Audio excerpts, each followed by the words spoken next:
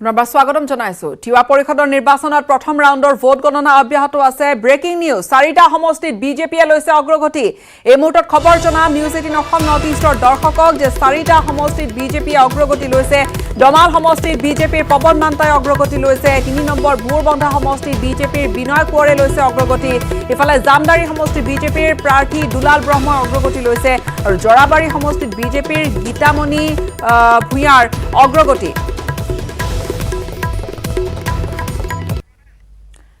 আৰু আমাৰ সৈতে সংযুক্ত হৈছে আমাৰ 3গৰাকীকৈ সাংবাদিক, নগাঁৱৰ পৰা নীলোৎপল বৰা, গুৱাহাটীৰ পৰা বলেন ভট্টাচাৰ্য আৰু মৰিগাঁৱৰ ভোটগ্ৰহণ কেন্দ্ৰ ভোট গণনা কেন্দ্ৰৰ পৰা বিপুল বৰ্মন সংযুক্ত হৈ আছে। পোনে পোনে প্ৰথমে আহিছো বলেন আপোনাৰ ওচৰলৈ। বলেন, আপোনাৰ হাতত নতুন খবৰ কি আছে?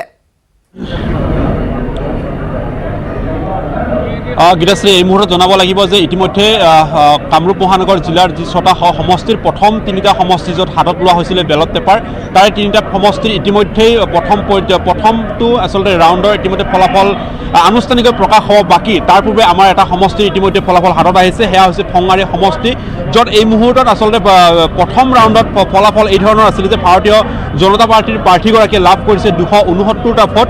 ঠিক একেদৰে কংগ্ৰেছৰ প্ৰাৰ্থীগৰাকীয়ে 57টা ভোট লাভ কৰিবলৈ সক্ষম হৈছে। ইণ্ডিপেণ্ডেন্স নিৰ্দলীয় প্ৰাৰ্থীগৰাকী 13টা ভোট আৰু কেঞ্চেলেশ্যন হৈছে 4টা ভোট। অৰ্থাৎ ক'ব পাৰি যে এই মুহূৰ্তত ফংগাৰী যিটো সমষ্টি, সেই সমষ্টিৰ ভাৰতীয় জনতা পাৰ্টীৰ প্ৰাৰ্থীগৰাকী এই মুহূৰ্তত অগ্ৰগতি লাভ কৰিছে আৰু অগ্ৰগতিৰ শতাংশ আচলতে দেখিব পোৱা গৈছে যে কংগ্ৰেছৰ প্ৰাৰ্থীগৰাকী তুলনামূলকভাৱে যথেষ্ট, অৰ্থাৎ প্ৰায় 200 ভোটত অগ্ৰগতি লাভ কৰিছে এই মুহূৰ্তত। আৰু বাকীকেইটা সমষ্টিত যি 3টাকৈ সমষ্টিত এই মুহূৰ্তত আনুষ্ঠানিকভাৱে আচলতে ফলাফল ঘোষণা কৰা হোৱা নাই। কিছু সময় মুহূৰ্তৰ পিছতে হয়তো সেই ফলাফল হাতলৈ আহিব, পোহৰলৈ আহিব আৰু অধিক উৎকণ্ঠাৰ মাজত এই মুহূৰ্তত আছে। পুনৰবাৰ যদি আমি জনাব পাৰোঁ তেতিয়াহ'লে জনাব পাৰি যে ফংগাৰী সমষ্টিত য'ত আচলতে ভাৰতীয় জনতা পাৰ্টী এই মুহূৰ্তত অগ্ৰগতি লাভ কৰিছে, সমষ্টিটোৰ ভাৰতীয় জনতা পাৰ্টীৰ প্ৰাৰ্থীগৰাকীয়ে 269টা ভোট লাভ কৰিছে। বিপৰীতে কিন্তু কংগ্ৰেছৰ যিগৰাকী প্ৰাৰ্থী আছিলে সেইগৰাকীয়ে 57টা ভোট লাভ কৰি এই মুহূৰ্তত অগ্ৰগতি শিতান লাভ কৰা দেখিবলৈ পোৱা গৈছে। বাকী 2টা সমষ্টিত এই কিছু মুহূৰ্তৰ পিছতে আনুষ্ঠানিকভাৱে ফলাফল প্ৰকাশ হ'ব আৰু তাৰ পৰা থাকিব। মই এইবাৰ যাবলৈ বিচাৰিছো নীলোৎপলৰ ওচৰলৈ। নীলোৎপল, আপোনাৰ হাতত কিবা নতুন খবৰ?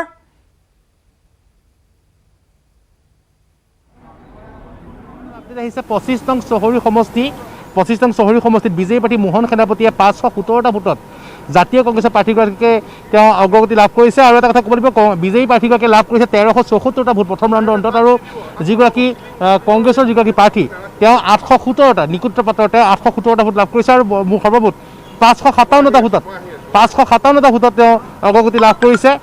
গতিকে এটা কথা ক'ব লাগিব যে এই মুহূৰ্তত কিন্তু 2টা সমষ্টিত, নগাঁৱৰ 2টা সমষ্টিত প্ৰথম ৰাউণ্ডৰ ফলাফল হৈছে 2টা সমষ্টিতে ভাৰতীয় জনতা পাৰ্টীৰ প্ৰাৰ্থীয়ে অগ্ৰগতি লাভ কৰিছে। গীতাশ্ৰী, হয় নীলোৎপল, এই 2টা সমষ্টিৰ ফলাফল আপুনি জনালে, কিন্তু এই মুহূৰ্তত ক'বলৈ গ'লে বিভিন্ন ৰাজনৈতিক মহলতো চৰ্চিত হৈছে যে মূল যিখন যুঁজ সেয়া কংগ্ৰেছ আৰু বিজেপিৰ মাজতে।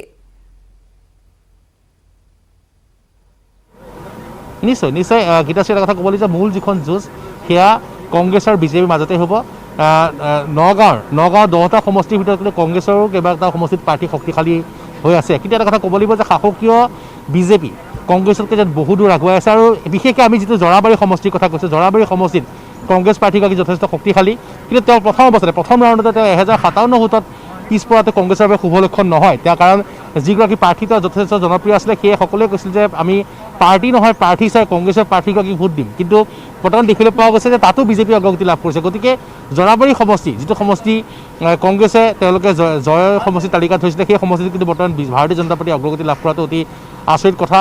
ঠিক সেইদৰে দেখিবলৈ পোৱা গৈছে যে আমি আজি চহৰী সমষ্টিত বিজেপি যথেষ্ট ভাল আছিলে। চহৰী সমষ্টিত বৰ্তমান 557টা ভোটত অগ্ৰগতি লাভ কৰিছে। গতিকে যি দেখিবলৈ পোৱা গৈছে যে শাসকীয় বিজেপি দলে কিন্তু এবাৰ তিৱা স্বায়ত্তশাসিত পৰিষদৰ নিৰ্বাচনত যেন ফ্ৰণ্ট ফুটত আছে, সেয়া কিন্তু প্ৰতিপন্ন হৈছে প্ৰথম ৰাউণ্ডৰ ভোট গণনাতে। গীতাশ্ৰী, মই পুনৰ আপোনাৰ ওচৰলৈ আহিম। বিপুল বৰ্মন, যি পূৰ্বৰ কথাখিনি উল্লেখ কৰিছোঁ যে মূল যি যুঁজখন সেয়া কংগ্ৰেছ আৰু বিজেপিৰ মাজতে হৈছে, কিন্তু তাৰ মাজতে নিশ্চয়কৈ অসম গণ পৰিষদৰ প্ৰাৰ্থী আছে, তাৰ লগতে তিৱা জাতীয় ঐক্য মঞ্চৰ প্ৰাৰ্থীও আছে, আপেও এইবাৰ তাত আগবঢ়াইছে প্ৰাৰ্থিত্ব।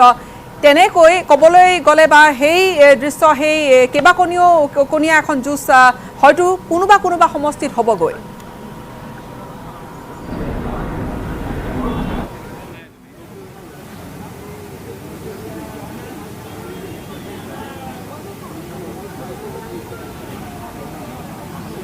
বিপুল বৰ্মন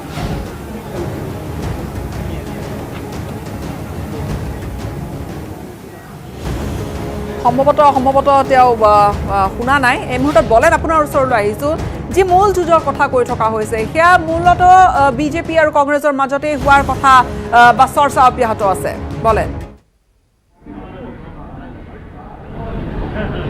চাওক গীতাশ্ৰী সেই গোটেই আচলতে ছবিখন কিছু সময় অপেক্ষা কৰিব লাগিব কাৰণ ইতিমধ্যে প্ৰায় প্ৰথম ৰাউণ্ড সমাপ্ত হৈছে আৰু প্ৰথম ৰাউণ্ডৰ আমি যিটো সংহাৰী সমষ্টি দেখিবলৈ পালোঁ তাত ইতিমধ্যে প্ৰায় 200ৰো অধিক ভোটত অগ্ৰগতি লাভ কৰিছে ভাৰতীয় জনতা পাৰ্টীয়ে অৰ্থাৎ ক'ব পাৰি যে প্ৰায় 4 বা 5টা ৰাউণ্ডৰ অন্ততে সেই ছবিখন প্ৰহৰলৈ আহিব যদিওবা এই মুহূৰ্তত ভাৰতীয় জনতা পাৰ্টীৰ প্ৰাৰ্থীগৰাকীয়ে এটা সমষ্টিৰ ক্ষেত্ৰত আগবাঢ়ি থকা দেখিবলৈ পোৱা গৈছে আৰু বাকী আন সমষ্টিসমূহৰ ক্ষেত্ৰতো দেখিবলৈ পোৱা গৈছে যে কিছু পৰিমাণে আগবাঢ়ি আছে বা যিকেইটা সমষ্টিৰ ফলাফল এই মুহূৰ্ততে প্ৰকাশ পাইছে কিন্তু এই গোটেই ছবিখন প্ৰায় দিনৰ 12 বজাৰ পিছত বুলি আমি ক'ব পাৰিম মই কিছু সময়ৰ বাবে ৰৈছো এটা চমু বাণিজ্যিক বিৰতিৰ সময় হৈছে বিৰতিৰ পিছতে পুনৰ উভতিম আৰু নতুন আপডেট আছে আমাৰ সাংবাদিকৰ আগত হাতত সেয়া আমি জনাই যাম